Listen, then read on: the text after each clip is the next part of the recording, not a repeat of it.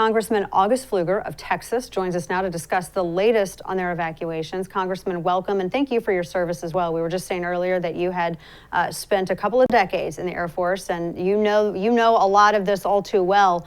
Thanks for joining us. And as someone, because of your background in service and because of your time with Air Force, I wanted to ask you just at the top, how, going back even before all of this kind of fell apart, going back before the drawdown was announced, the big issue of air support and why the Afghan military started kind of falling apart before all of this happened. I mean, they were really reliant upon our air support for this. And when we removed that air support and removed those contractors to work on those choppers and those planes, that pretty much grounded them. And speak to a little bit about what that does to military or any kind of tactical advantage. Well, Dan, thanks for having me. And you're right on that. Before I answer that, I'd just like to say, to all the families that are dealing with the tragedy, that their loved ones, the service members, the 13 that gave their lives, the ultimate sacrifice yesterday, just know that our prayers are with you. And from a veteran that has lost plenty of friends in the service of this country, it's tragic. And as an airman myself, we understand the power that air power brings, the competitive advantage. And in the case of the Afghan pilots and those that were fighting, alongside Americans for so many years. You're right. There was a huge logistical tail that the American military and American contractors and Western training brought alongside them. And I think there's so many questions for the Defense Department and so many items to debrief on why the collapse happened so fast. But that was the most important part of their competitive advantage to keep their country safe. And it did. It collapsed very quickly. No, it's unfortunate. Of course, obviously, we've been discussing this. I think one of the darkest days, I think maybe there's the generation, I think the 9/11 generation, maybe those kids who maybe were too young to even realize what was happening with 9/11. And you mentioned the servicemen. A lot of them, it looked like, came from that generation. One of them, who was named, was only a toddler when those towers fell on 9/11, and still signed up and went and served anyway, very heroically, because knowing what all that entails, what comes with it.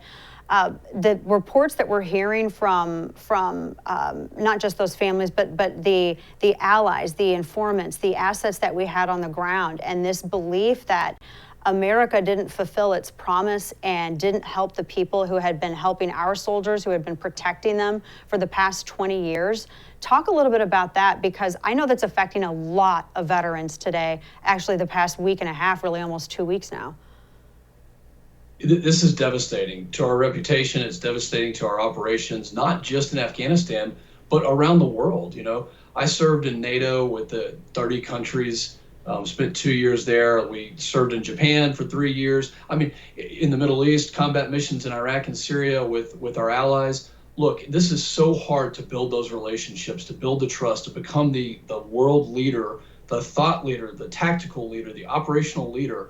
And in an instant, what we have shown the world right here, and guess what? Our enemies are taking notes. Russia, China, terrorist groups all over the world, they're taking notes of the lack of resolve. You do not exit and do business like President Biden has done from a position of weakness, and that's exactly what we've done. And all these veterans who served in Afghanistan, and I know plenty of them, they're talking constantly with people that they still know that are over there. Their families are in danger. The Taliban is going door to door. I talked to an Afghan fighter saying that the Taliban were knocking on doors today. I talked to this Afghan fighter pilot today, and he said, these folks, the Taliban, are looking for their families. They're in danger right now. So the impact is much more far-reaching than just inside Afghanistan. It's worldwide.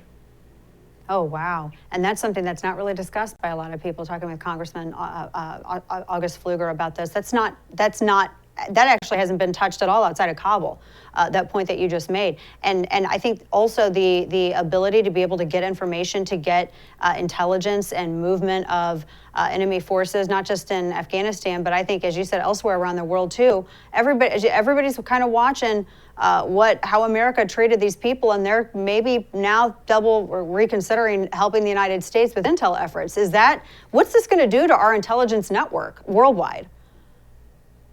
Well, certainly it's going to have an impact. I mean, just first and foremost, inside of Afghanistan, where we had a safe haven for terrorism pre 9/11, and now we're going to go right back to that. I want to know from the administration the 4,000 to 5,000 prisoners who were released, of which we know there are ISIS and Al Qaeda members who have a vendetta, and they have determined they've proven their resolve with the attack yesterday, that they are determined to attack Americans anywhere at any time. And I want to know, what is the impact going to be at our southern border? And how is our intel network going to be harmed? You ask a perfect question, because we need the trust of our allies and our partners around the world to help protect against terrorism. We've seen this time and time again in the last 20 years. It's not going to go away. And as somebody who's from a border state, by the way, Dana, I'm very worried about it. We're calling on the administration to release the number of known and suspected terror folks who have entered this country, and it's only going to get worse with what we're seeing right now, and an inability to have eyes on the ground and a real understanding of the landscape there.